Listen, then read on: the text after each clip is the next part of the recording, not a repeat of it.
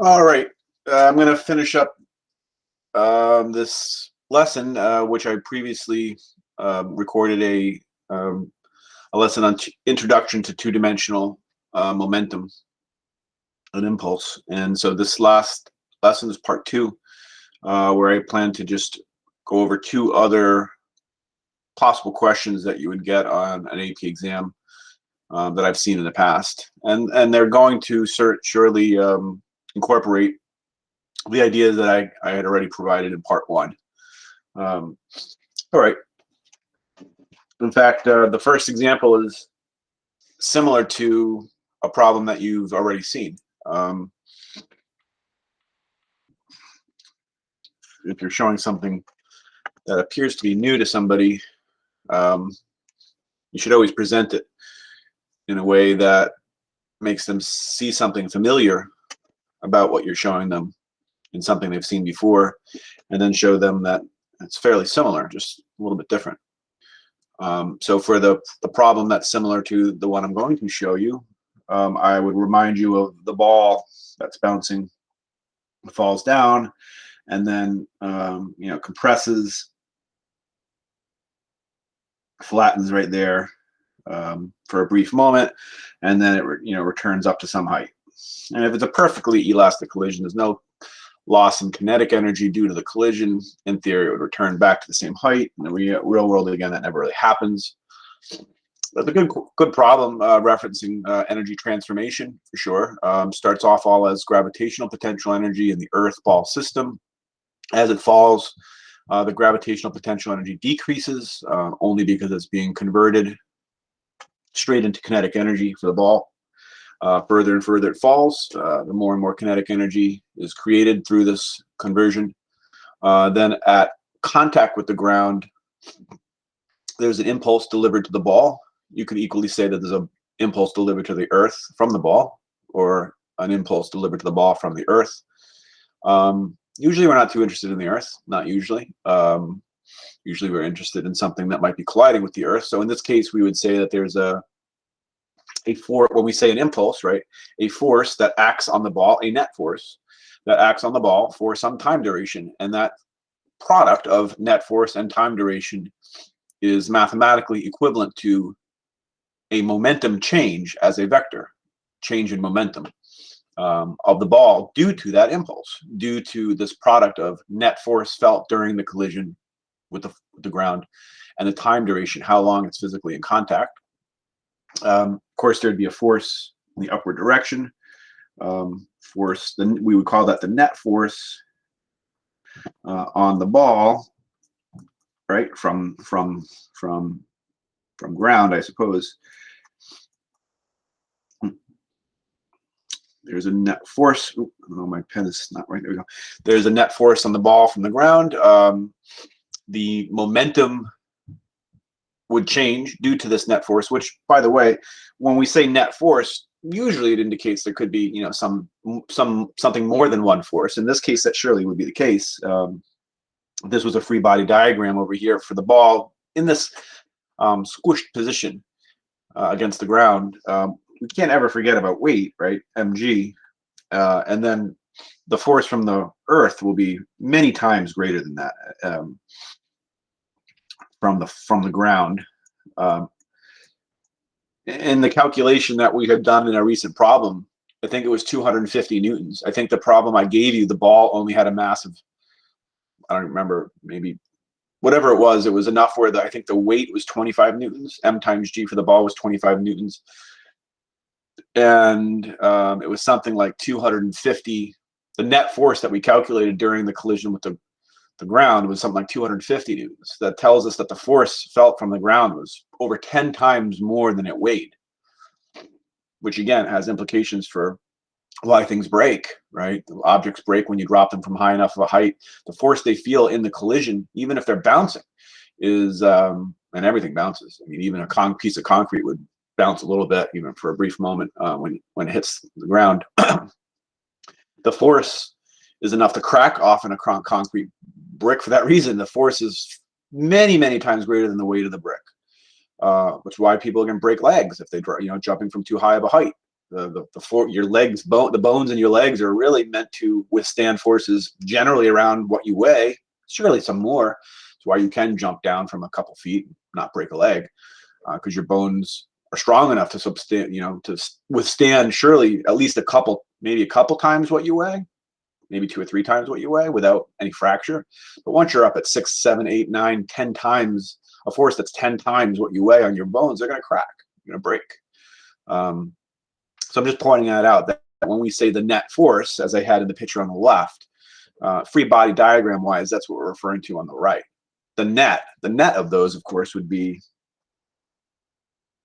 something like this, because you'd have to subtract away mg to ultimately determine what's called the net force, right?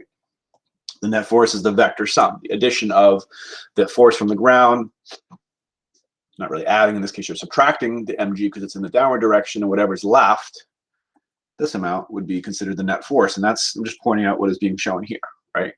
Now that net force, again, acts for some time duration, which we call delta t. That's the amount of time that it's acting, that net force is acting on the ball. Also pointing out that as that gravitational potential energy turned into kinetic energy and then squishes the ball, in the image I've drawn there, in this particular image here, where it's in this spot, that would really all be now stored as elastic potential energy, 1/2 k delta x squared, where again, the delta x, if your ball usually has this shape, but in the squished image, if you want to think of it as, flattened on the bottom, like I've drawn here, it's kind of flattened on the bottom, then this distance right here, that's really the delta x. That's how far it's been compressed. Because again, Hooke's law is not specific just to springs by any stretch of the imagination. It can be applied to anything that can be stretched or compressed. And so just pointing out that the work done, there's work in this case done by the Earth. It's negative work because it's technically removing kinetic energy from the ball when the ball hits the ground. The process of running into the ground removes kinetic energy from the ball. So that means the ground is doing negative work, right? The force is variable. The force starts off as a small force from the ground the moment the ground and the ball touch. But as the ball continues compressing further and further and further, that force increases linearly, right? That's Hooke's law, that the force from the spring force as a function of delta x is a linear force that increases with further and further compression distances, like pulling a rubber band, right? The further you stretch it, the harder it pulls back on you. Well, the other way works too. The further you press something in and compress it, the harder it pushes back on you in the other direction. So we can't necessarily say that the work done by the ground is just F times delta X, because you'd say, well, what is F? The F, you can't just say F net, because F net itself is actually a variable force, right? The force physically increases as the ball continues getting more and more compressed. So it's not like when we'd say, what is the work done by a constant force? That's easy, just whatever the constant force is times the distance that it had moved while that force was acting. Once you're dealing with a variable force, that becomes much more complicated, which is why, again, when you look at a force versus time graph, you typically get this kind of effect. And this would be referencing this collision right here. The net force increases and then it decreases as the ball starts to leave the ground. And then the moment the ball literally separates from the ground, you'd be right here at that data point. There's no force between them once they separated, right? But remember, the force is a variable force, right? And that's why you get often this kind of curve. I'm just reminding you that the average force is usually somewhere in the middle. It's not always exactly in the middle, but it's somewhere near the middle. And so you certainly can say, you certainly can reference the average force if you wanted to. But either way, my point is, in that compressed position, now you've got all elastic potential energy, right? So whatever the original gravitational potential energy is, that would now be stored. Let me do that. Trying to do that. This is 1/2 k delta x squared. I know it's kind of messy, but mgh, it would be equal to 1/2 k delta x squared, right? Because the 1/2 k delta x squared represents the elastic potential energy that it's been converted to. So not only is the original gravitational potential energy converting into kinetic energy, in the image in which it's completely compressed, you would say that actually all that original gravitational potential energy is now stored as elastic potential energy. Technically, if you knew what the effective K value is, spring constant, for that ball, you could actually predict exactly how far it should compress before it stops, right? MGH, check, check, check. If you knew what the original height was, 1/2 K if you knew it through experiment. And you could do an experiment with a ball by pressing a certain amount of force onto it and seeing how far it actually compresses, right? Just reminding you that Hooke's law is, the spring force is K delta X. So you can determine K very easily by just measuring a known force that you apply to it and measuring how far it stretches or compresses due to that force. Divide the force by the elongation or the compression distance. Now you've got K. That's an easy experiment. And my point is you could technically predict how far this thing, how much it should compress in the collision with the ground, as long as you knew the original height and the mass in the MGH. Now you got the K and the 1/2 K, and you can technically predict delta X, right? So that's all actually just said, really just to kind of recap many different ideas in physics that are all applied to this one situation. However, that said, now that you kind of have that problem that we recently did only a week ago in your mind, we're now wondering how would that play out for the situation when a ball comes in at an angle like this, and then it bounces off of the floor like a bounce pass and goes off at an angle. And this would be now like, I don't need to draw those in different positions, it doesn't matter, but this would be the ball coming in here, which we would call V initial. And this would be the ball after the bounce, which we're now calling V final.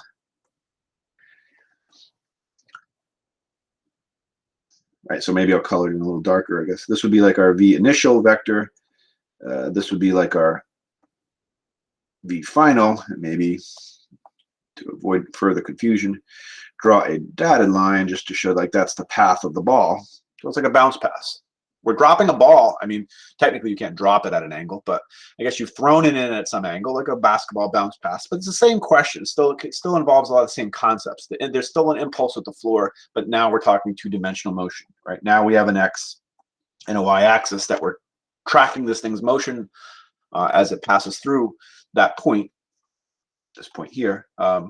And we are going to have to reference the idea that there's momentum initially in this direction. Again, the moment of the collision is right at the moment of the touch of the floor. So right just before that, the momentum is down and to the right before the collision.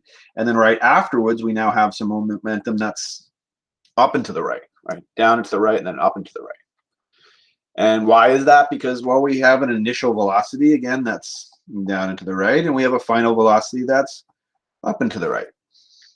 Because remember, momentum isn't usually a big reference to mass, at least in the direction part, right? The direction of it is just mirrors the direction of v.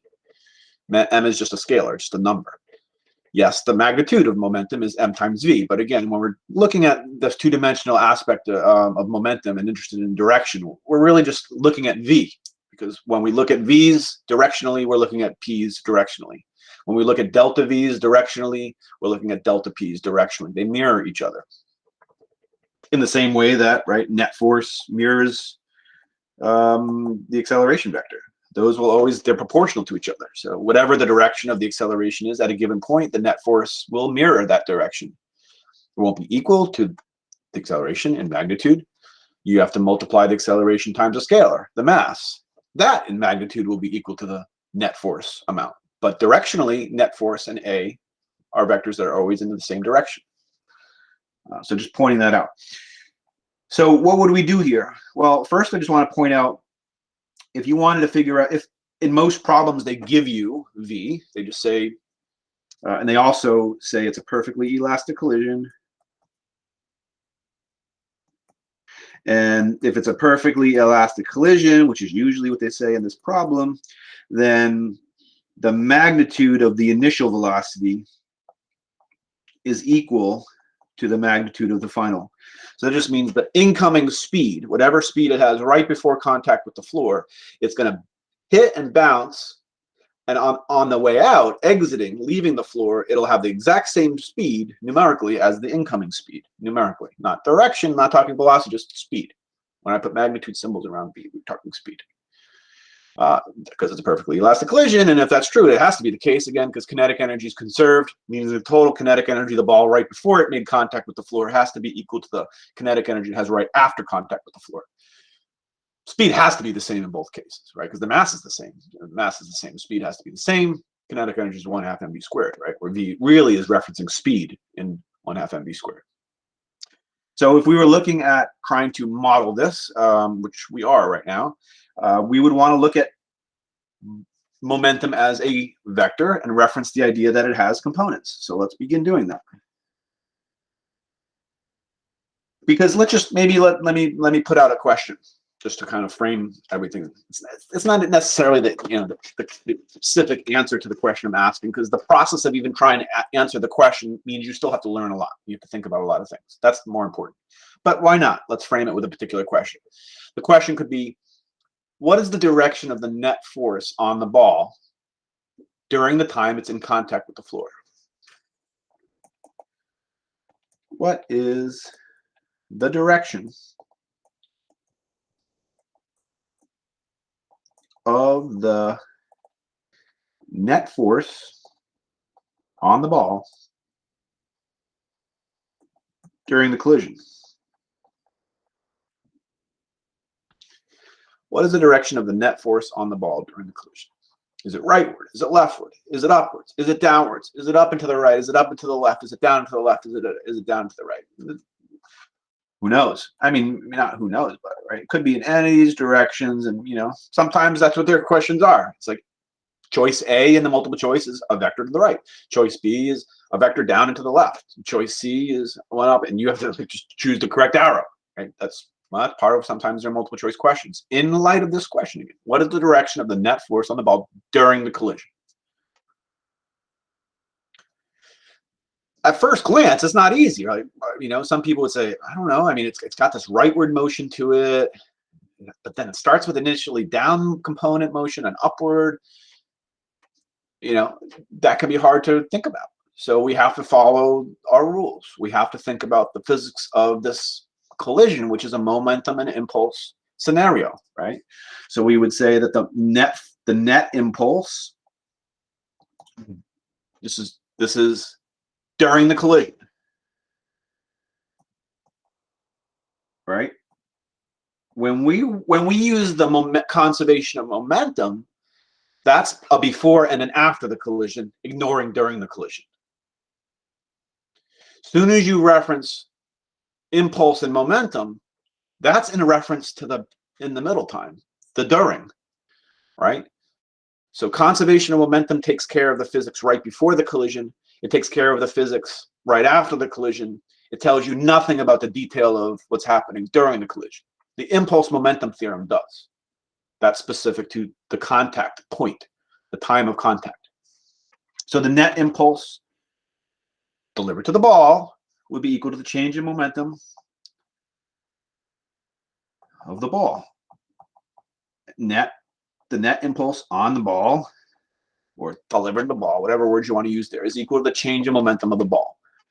Why is this useful in answering this question, which is, again, in which direction is the net force on the ball during the collision? Because impulse gives us that information, right?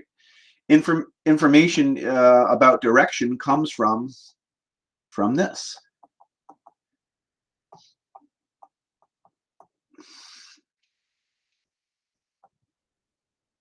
Right? There's a force direction in magnitude as well is embedded there, but the direction of the force is embedded in this mathematics of F times delta T equals M times delta V, where delta T and M are just numbers, they're just scalars, right? Remember that F, and I should really be more careful to write net. This is the net impulse, because you could have multiple forces again. During the collision, you have 5 different forces. So that means you have an impulse from this force, plus the impulse from the other force, plus the impulse from the other force, and technically you have to add them all up to figure out what the net impulse is. No different than the work kinetic energy theorem. there's 5 different forces on this thing while it moves. Well, there's work done by friction, plus the work done by the man, plus the work done by the wind, plus and you have to add them all up, and that's called the net work. And it's the net work that's equal to the change in kinetic energy. It's called the work kinetic energy theorem. It's the net impulse that actually results in the change in momentum of the ball. So really, I have to be careful to have net there, right? It's the net force that's responsible for that net impulse. So remember that the force, the net force that I've circled, and the delta V are proportional to each other, and they're always in the same direction. All right, so let's think. If I can figure out what delta V is directionally, then that tells me the direction of the net force on the ball, because they're in the same direction. Again, if I can think about what is delta V as a vector and work out some vector stuff, drawing vectors, adding vectors, subtracting, like in the last lesson, and if I can answer that question from a purely visual approach, then I can answer, then immediately in terms of, if I can figure out the direction of delta V, then that immediately tells me information about what the direction of the net force is that caused that delta V. So let's try.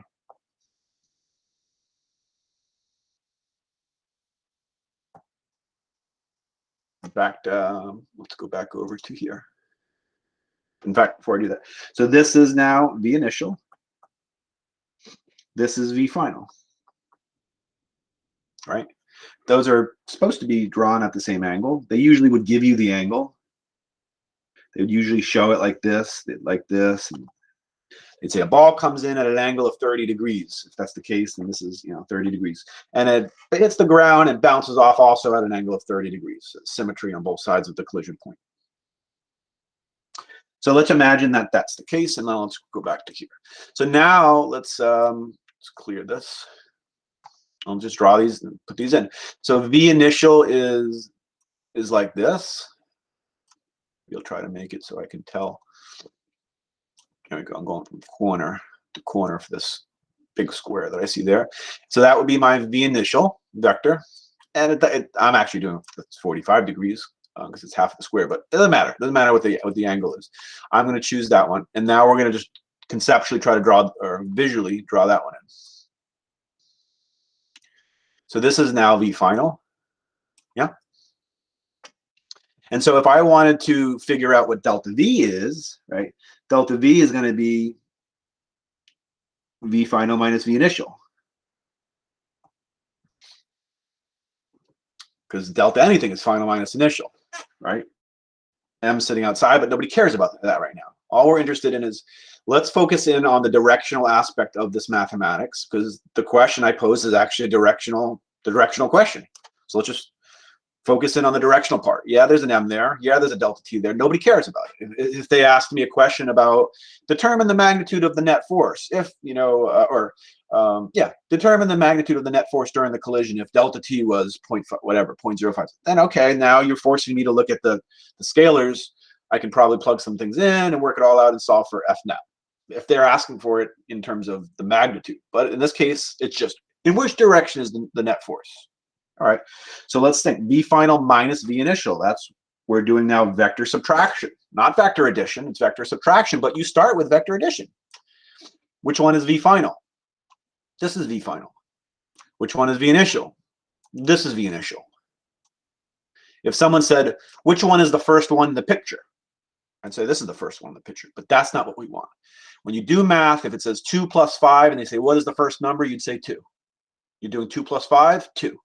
2 is the first number. What's the last number? 5. We wrote it as 2 plus 5. Same thing.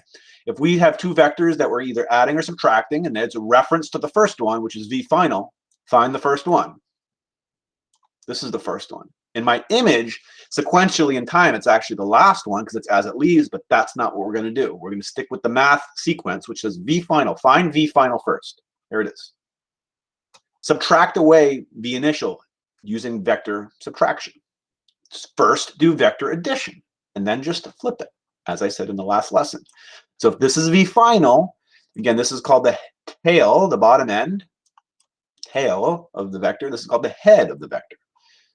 This is the tail, and this is the head. And we have the head to tail method for vector addition, well understood, surely sometime since you've thought of it. But you remember probably head to Head to tail method for vector addition means you got to put them head to tail. So if I was doing V final, which is this one, plus V initial, because I'm actually asked to do V final minus V initial, just turn it into a plus sign. Do V final plus V initial. All right, grab the first one, V final, plus V initial, stick them head to tail next to each other. Now I've demonstrated an addition of V final plus V initial. If someone said, show me the resultant, there it is. The resultant goes from the beginning of the first one, whatever's written first, to the end of the last one. If it was V final plus V initial, then the resultant goes from V final to V initial, the end of V initial. It goes from the beginning of V final to the end of V, if that was what was asked. It's not, but this is an important part that you follow. That would be our resultant.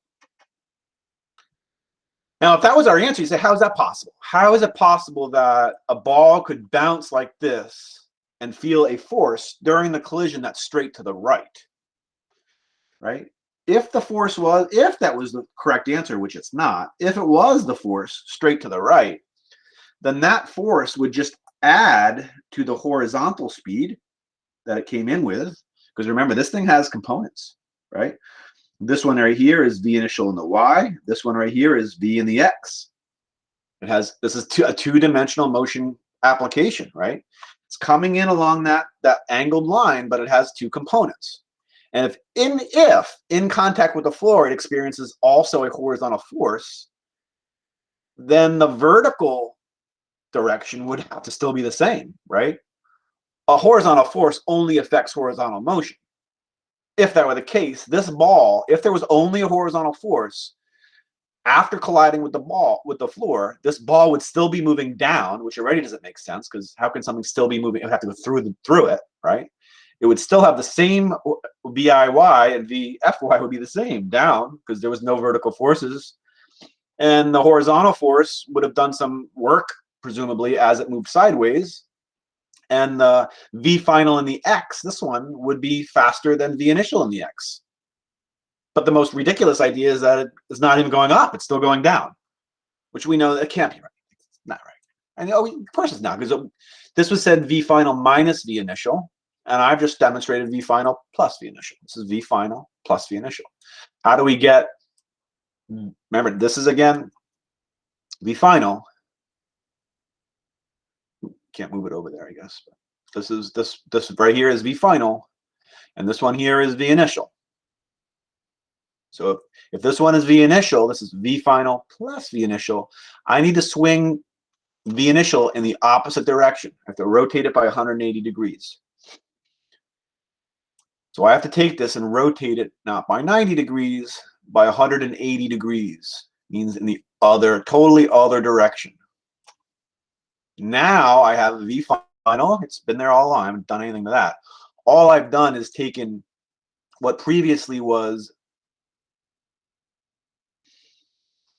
a positive V initial, which was originally going like this, and rotated it. So this is plus, this one right here is plus V initial.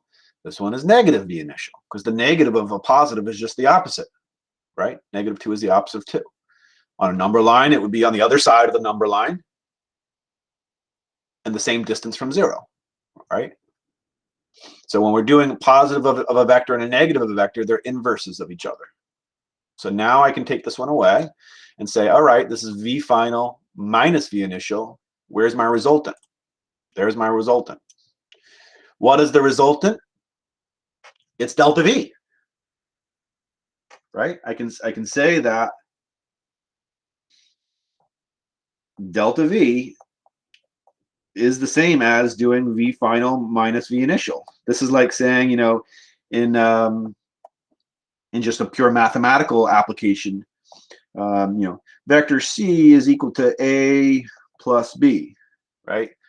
I could even say vector C is equal to A minus B. I mean, whatever operation you do with your vectors, addition or subtraction, the resultant is the thing on the left side of the, it's the result of doing whatever you did. Well, for us, what is the result of doing V final minus V initial? It's delta V. This represents the resultant. Delta V is the resultant. That tells me very usefully that if the change in velocity is in the upward direction, which first, let's just make sense of that, right? Because is that different than what you knew before when we just dropped the ball straight down, hits the ground and bounces straight up? Which way was delta V in that scenario? V initial was down, hits the ground and goes straight back up. V final. What would delta V be in that scenario? We did that problem already. You'd have to do V final, which is right here, minus V initial, right? But in order to do minus V initial, you'd have to first bring over, you'd have to do V final plus V initial. You can just grab this one as it is and shift it over, right? So it's attached here. And then rotate V initial, which is currently pointing down, straight up, and add it on top of this one. And you'd have a delta V in that case, which was straight up.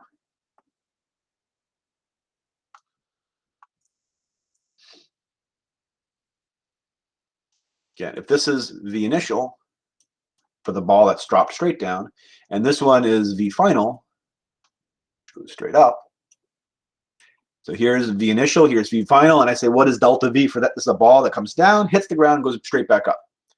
Delta V would be V final plus V initial. Plus just means take it as it is and stick it right next to it. What would the resultant be? The resultant would be 0. This is V final plus V initial. What would V final minus that look like? So delta V for the ball that's dropped straight down and goes straight back up looks like that. Does that look any different than the one we got when we did it at an angle? No. All right.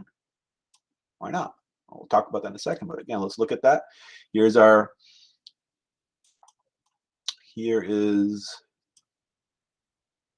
the initial. Here is V final. V final, I can move it down further. When I do V final plus V initial, V final minus V initial, the result is the same. First thing to recognize is that it's the same. The motion isn't quite the same, but the change in velocity is the same. How is it that the change in velocity for bouncing a ball straight down and straight back up, vector-wise, how is the change in velocity delta V for the straight down and straight up the same as delta V for the angled bounce? Well, let's look a little more clearly at this. If we looked at V initial, which comes straight in at an angle, and then looked at V final, which is coming straight out at an angle, and looked at their components, that's terrible. Where's the good component? View, those are bad component views. I don't like that at all. How do I change that? These are the only ones it gives me. Oh, that is I see. That's fine. So what this is showing is this A is V initial, and this would be the initial X component velocity. This is now seeing the components, seeing this as a two-dimensional problem, because it is. This is the horizontal velocity coming in to the floor, which is down here. This is the vertical velocity coming into the floor, which is down here. After the bounce, this is the horizontal velocity after it's leaving along this blue line. This represents how fast it's moving and the direction that it's still moving rightward as it goes along this blue line. And this means that it's going to be moving up as it goes up along this blue line. Right? These are the components. Which is the only component that has changed?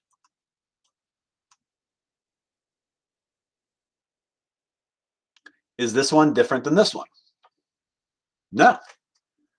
That tells me the delta V in the X direction is what value? If this one is, looks like each little block is, right? There's 5, there's 10 little blocks here. So that means this one is plus 10. This one is plus 10. This is before, this is after in terms of their horizontal velocities. What is delta V? 10 minus 10 is 0, meaning there's been no change in the horizontal motion of the ball. That means the horizontal speed has been unaffected and the horizontal direction has been unaffected as a result of bouncing into the floor. It's an important idea. There's no change. Delta V in the x direction, there's no change. What about the y direction? Yeah, the original velocity is straight down. The final velocity is straight up. It's a huge change. That's not a small change. Again, that's going from like -5 to +5. That's a change of 10. Going from -5 on a number line to +5 on a number line is a difference of 10, right? It's a massive change. No change in the horizontal. Is that why we get the idea that delta V was straight up? Well, let's go back to that. If delta V is in fact straight up, which this was V final plus V initial, right? Well, we're trying to recreate that. This was V final minus V initial. If delta V actually looks like it's in this direction, then which is the direction of the force? Well, Newton's law for impulse and momentum, this impulse momentum theorem, says that the net force in direction will be the same as delta V in direction. This is delta V in direction. That tells us the net force is in which direction? Straight up. If there is an upward force, which component of its motion will that change? Will an upward force change the horizontal motion, or will an upward force change the vertical motion? Newton's laws and all of physics is based upon this idea called the independence of motion. Horizontal forces affect horizontal things. Vertical forces affect vertical things. Never mix and match. Vertical things don't affect horizontal, or vice versa, right? So the idea that we're seeing delta V, the change in velocity, which, by the way, is the same as the direction of the acceleration, just on the side here, just throw that out there, that A as a vector,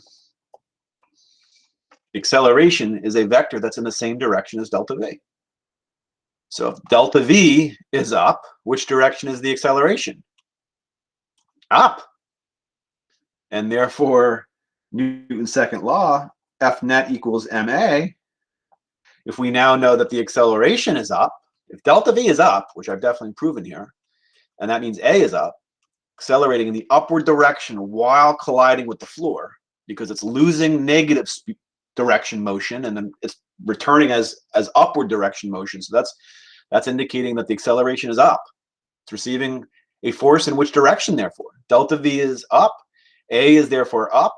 Coming back up here, if A is up, F net is up. Or you don't even have to look at F net equals ma, and you just come to the impulse momentum theorem and you say, all right, well, if delta V is up, F net is up. That's why only the vertical motion has changed. The horizontal motion has not changed because there is no horizontal force created when a ball bounces off of a floor. There is none. It presses against it vertically, down on the floor, and the floor therefore presses back up on the ball while it's in the bounce. Okay, and so to answer our question, the force is up. And lastly, let me point out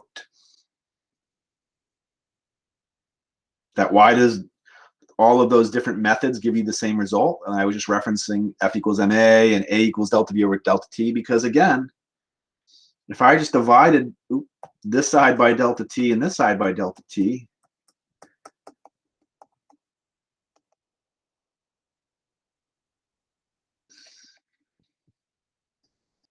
this is the acceleration, right? That's how you derive the impulse momentum theorem. You start here, and then you get to here. And then you just multiply both sides by delta T. F delta T, and we call that impulse, is equal to m delta V, and m delta V is called delta P. They all tell the same story. Again, it's just a different way of rearranging and expressing things. It's not like it's a whole new system. It's just different ways of viewing the same system of equations. So that said, the ball bouncing against the floor, again, delivers an impulse into the floor, which is straight down. A ball coming in and bouncing causes the floor to feel a downward force. And Newton's third law says that the force on the ball will be in the straight up direction. And it's because of that upward force that it feels that only the vertical velocity changes from down to up, while the horizontal motion stays exactly the same and unchanged. Which means if the ball went from here to here in the first second, and then to here in the second, and then to here in the third second, just say roughly speaking, then it would be the same over here. After the bounce, it would go that same distance in the first second, same distance in the second, same distance. There'd be no, if you tracked this thing again per second, right? 1 second, 2 seconds, 3 seconds. If you did a physical video of this, it would fully convince you that this is true. Every single second, if these are all spots at 1 second intervals, like a motion map, you'd see that the horizontal distance between all of these points is all equal throughout the whole entire thing, which tells you that evidence that the horizontal speed is unchanged. Why? There are no horizontal forces developed or generated when a ball bounces at an angle, only vertical. Could you technically, again, need to make some calculations? Maybe, but probably not. Probably not. But if you did, I will lastly say, in order to add trig into this, it's not that difficult. When they give you theta and they give you theta like this, when we see this part is down, and this is magnitude of V initial, then this part right here is V initial in the Y, would be magnitude of V initial sine theta, because it's opposite to that angle that it's coming in at. Opposite goes with sine, right? And technically, if it's down, that initial velocity is down, this should be negative. Similarly, on this side, this is V final in the Y. What would V final in the Y look like mathematically? Same thing, magnitude of V, or V final, I guess. Just remember, the incoming outgoing speed are the same, so VI and VF represent the same number, but I still would put VF, and I'd still put sine theta, because it's opposite to that angle, and I would leave that as a plus, because it's going up, right? So if someone said mathematically, hey, your first part of the lesson showed us visually delta V. Yeah, sure I did. Mathematically, what is delta V?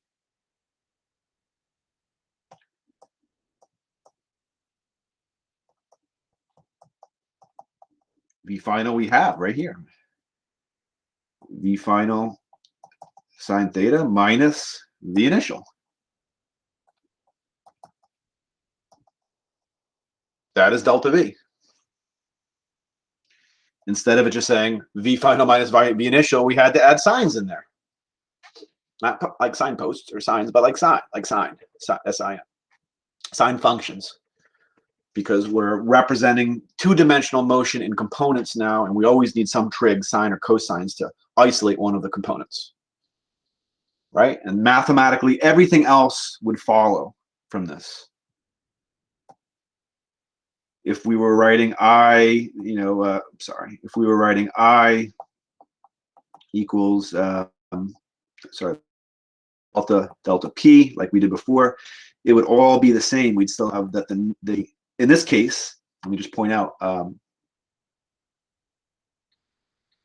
I actually did a poor job of that. On the very top, I shouldn't have just wrote delta V. I should have put Y. I was referencing the Y component down and the Y component up on the way in, on the way out. So that was a Y component thing. So apologize for not putting that in. We're referencing just the Y component. Why do I not care about the sideways component? Because it's not of interest. There's no force generated, as I just showed, right? So if I was putting this, I would put I net in the Y direction is delta P in the Y. And if you don't like using the word net, I mean, you could just put Y there, because that can be confusing. And I'm sorry for that, but because you can still have a net X component, right? I mean, I could have something that feels a force this way, and a force that and the thing at the same moment feels a force this way and this one. And someone says, what is the sum of all of the horizontal forces? I'd have to add those up. What would I call it? I'd call that F net in the X when I added those up. If someone says, what is the net of all the y forces it feels? Well, I'd add those up and I'd call that F net and the y. And if someone said, what is the overall net force? We'd write F net and the x squared. And then I write plus F net and the y squared. Right, so we do use, and even in textbooks, net. Once you're getting into, looking at two-dimensional components, net to reference the sum of those things in the x direction, and net also to represent, oh, it's supposed to be a y here, net to represent the sum of those things in the y direction. And then with no x or y, you're just referencing the overall net. That would be like adding, again, F net x to F net y as a Pythagorean theorem, right angled, and the resultant would be the true net force. That said, I'm just referring to the y component right here and just saying that I'm not going to solve anything. I'm just pointing out how this all looks. F net and the y times delta t. This is technically, I don't have to put a vector symbol over F net because I put y there. And I'd write m, and now delta v. Like this whole thing represents delta v. Right? You'd write v final, sine theta, minus v initial, sine theta. So that is all the same, right? It's all the same. I've just integrated a sine function in there to deal with the two-dimensional nature of the question. Mathematically, if they were asking you to solve for something, it's the same thing. They give you the angles, they give you the time duration. If they said solve for the net force or solve for that force, this one right here, this one, that's sometimes in the worst case scenario, it's a free response question. They literally ask you to solve for it. Like, ooh, that'd take a little while, but this is what you would be doing. I don't think they would, but they could. And if that's the case, this piece is represented right here. And they'd have to give you the time that it's in contact with the floor. They'd give you the mass of the ball. They'd give you the incoming speed. They give you the outgoing speed. And they'd even give you that original angle, 30 degrees, usually, or 45 degrees, right? So like known, known, known, known, known, known, all known. All I have to do is solve for this. All right, so that's that problem. Check. I can finally say it's done. The very last question I am going to go over with you is much quicker than that one. The last question I'm going to go over is this glancing collision. And this can actually become really involved and actually involve a lot. They know if you actually get one of these, it's usually a very introductory level question in this topic. And that's just what I'm going to cover. I'm not going to go. If you really want to learn far more about the two-dimensional glancing collision, a whole bunch in your textbook. Again, the vast majority of it is not even referenced in an AP exam. And for those of you who go into physics in college, you'll learn all about it there. But let's just do one that you could see. A common problem is that they reference a billiard table, pool balls. They show you this is pool ball 1, this is pool ball number 2. They'd say that it's a top view looking down on a pool table. They then say that this object is at rest. This guy has no initial speed, and this guy is moving along. So it's just a ball sitting on the table, and you grab your stick and bam, you hit that first ball, and it comes in for what we're going to call a glancing collision. A head-on collision, if this is a head-on collision, ball 1, if it's head-on, it means it hits it perfectly straight on. And that means ball 1, since all billiard balls have the same mass, ball 1 will perfectly stop after it strikes ball 2. And ball 2 will move off with the exact same speed as ball 1. Be considered a perfectly elastic collision. Again, it's not exactly perfect, but in the real world, it's extremely close. If ball 1 had a speed of 20 meters per second coming into this collision, ball 1 would stop after the collision, and ball 2 would move off with a speed of like 19.99. There'll be a tiny loss, again, because there is some energy loss, but billiard balls don't vibrate very well based on how they're, what they're made of. There is a sound, but actually sound carries very little energy, to be honest with you. And it'll be very close to a perfectly elastic collision. Ball 1 stops, ball 2 carries away all of its energy with the same kinetic energy as ball 1 had, same momentum as ball 1 had. Ball 1 gives it all up, gives it all of its momentum and all of its kinetic energy up to ball 2. That's why ball 1 stops. That's not what we're talking about, though. We're talking about the scenario where they don't hit head on, and instead one goes off at an angle. So let me actually. So let's draw the same dotted line, and now we see after, I don't know, ball one is ball one going this way, and I don't know, ball two is going this way, and they're not going to be the same direction. They usually will then give you the angles. Let's give an example. Let's say that this one is 45 degrees, and this one is 30 degrees. So they're going off in different directions. To draw that a little better, this one might go off like this, and then this one might go off, who knows? It might just barely nip the ball, and that original ball just gets glanced a little bit and slightly nudged to the left and carries it in this direction. The other one goes off that way. Let's just say. What kind of question are they typically going to give? This is easy. If you follow this, this is an easy one. If you get this as a multiple choice question, this is quite simple in my mind.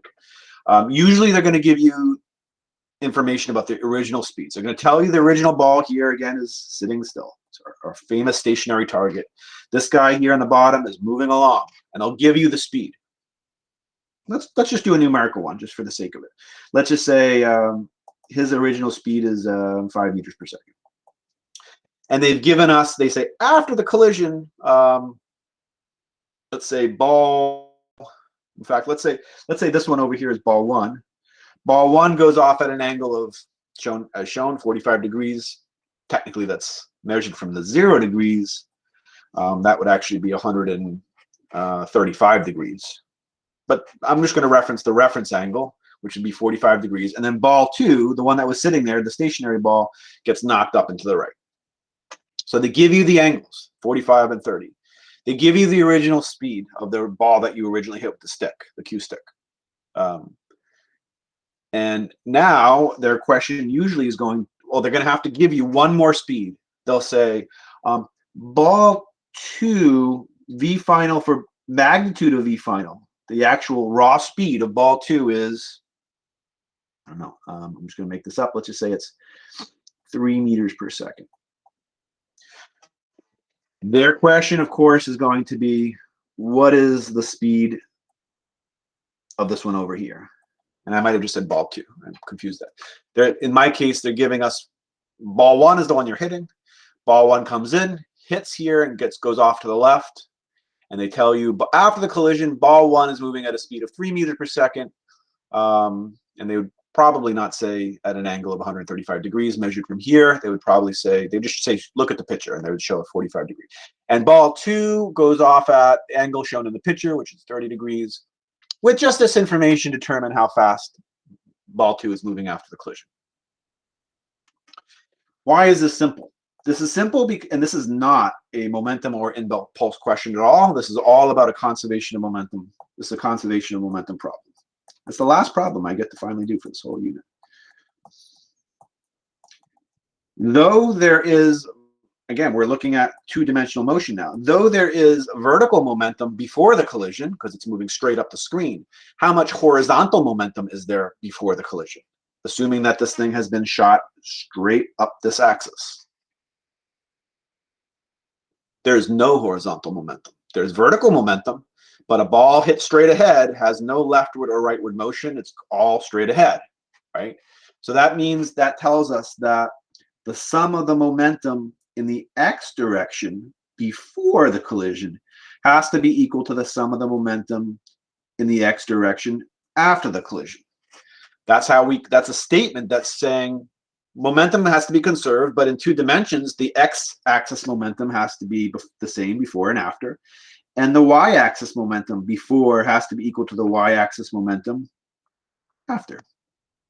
For us, we're saying, hey, if the x component, if this ball is going straight up the screen and has no horizontal motion, no leftward or rightward motion to it, then the total horizontal momentum, remember, ball two certainly has no momentum. It's just sitting there. Ball one is the one that you've hit. It has all vertical motion. Therefore, this is zero. This is zero. It has no horizontal momentum. The system itself has no horizontal momentum before the collision. That tells us that the total vector momentum in the horizontal direction after the collision, after we're looking at image 2 on the right, the total horizontal momentum has to also add up to 0. You might say, how can that be? Well, let's take a look. If this one is going off like this, and this is, let's just say, the momentum vector for that one, this is its x component momentum. For the other ball who's going up like this is its momentum vector. It has this amount of horizontal momentum. I didn't do a good job drawing that because those would have to be equal, right? Those two x components are equal, but would have to be opposite, right? So maybe to draw it a little better, I would shorten this down to try to make sure you really get that idea.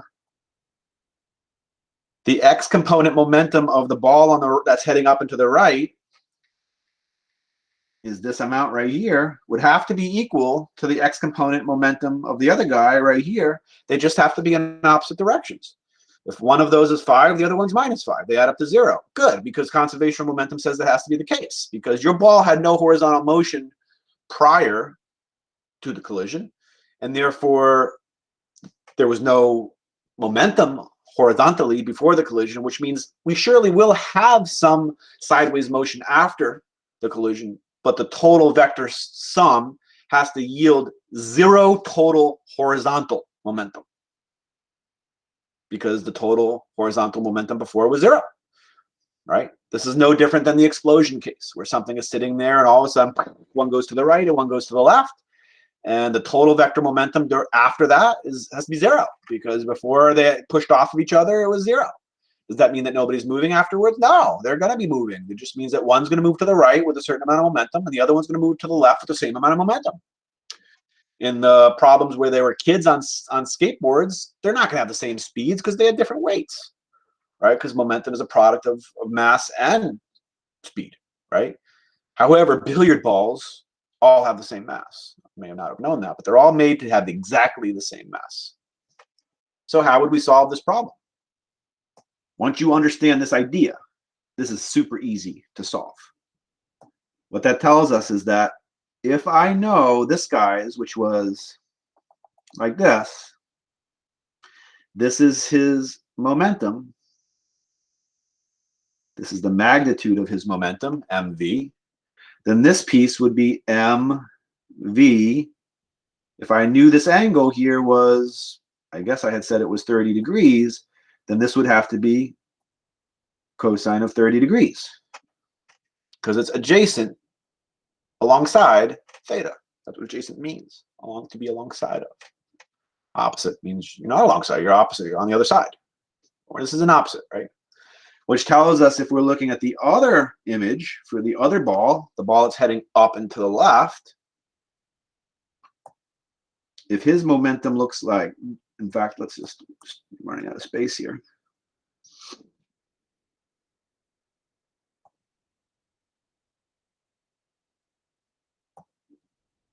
So if his momentum is,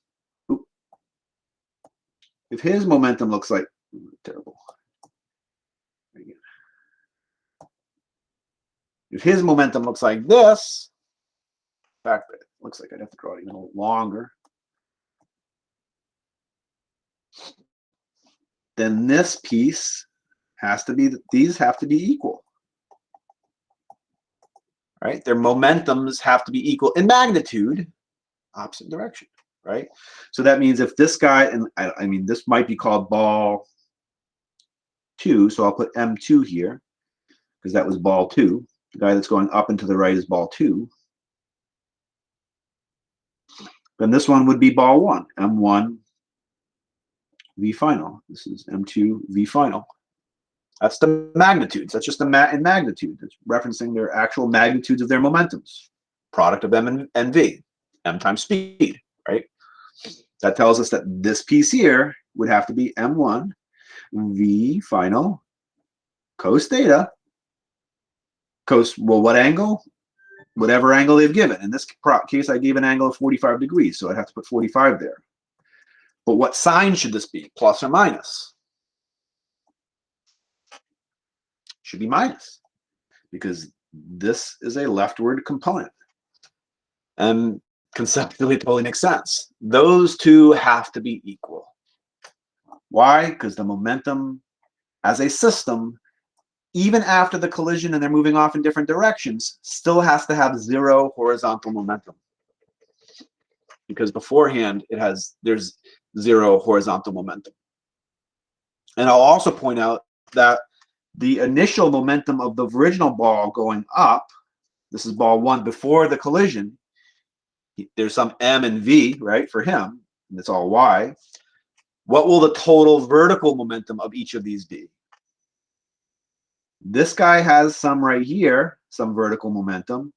This other guy has some vertical momentum here, this one here that I just colored in. And the sum, this one here plus this one here, has to be equal to the original one. So if the original ball you hit had 100 units of momentum in the upward direction, then this one, let's just say, comes out as 80 units, then this one over here would have to be 20 units, because we'd still have to have an upward total momentum of 100 units before and after. It's not just horizontal momentum that's conserved, it's the whole vector, meaning the horizontal momentum before has to be the same as the horizontal momentum after for the whole system. Same thing for the vertical momentum before has to be the same thing as the vertical momentum after for the whole system. So if they told you again, his original incoming speed, which they might not even be a problem about the horizontal like mine has been, might be a problem about the vertical, you'd have to reference that initial speed and that initial mass and say, all right, MV for the ball you hit was 100. That tells us that the Y components have to add up to 100. In that case, you'd have a M1 V final sine 45. If we were modeling the vertical, it would be M1 V1 or V final sine 45, because that represents the opposite piece to that theta, the vertical components. That's a sine 45. And then I'd have to say plus M2 V final, and again, this is magnitude V final, sine 30, that represents the other guy's vertical momentum after he's gone off in his own direction. Those have to add up to whatever the guy that you originally hit had in terms of his momentum. If it was 100, then I have to set it equal to 100.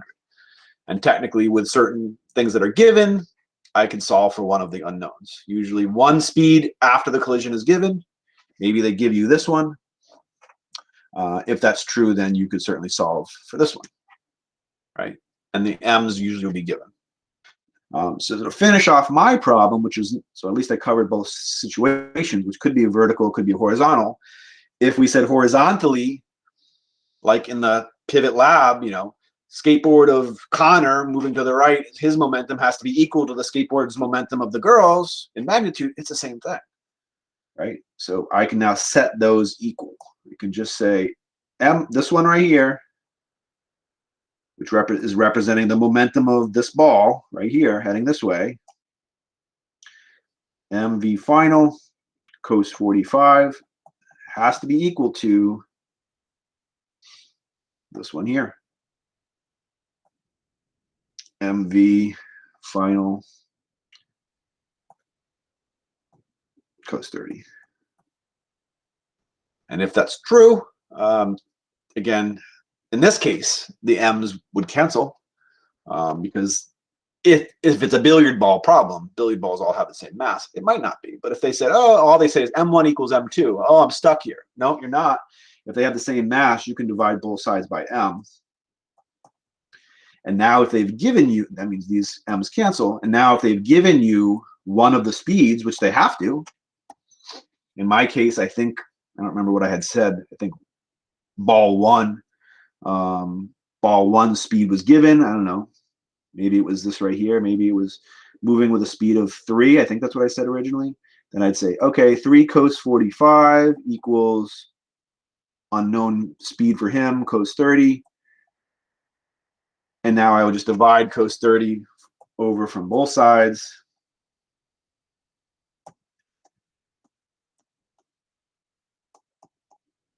and I'd solve for what they're asking me to solve for, which is what is that guy's speed? Again, the idea is simple. If it's an X component momentum problem, you just have to figure out what is the expression for each of their horizontal component momentums, set them equal.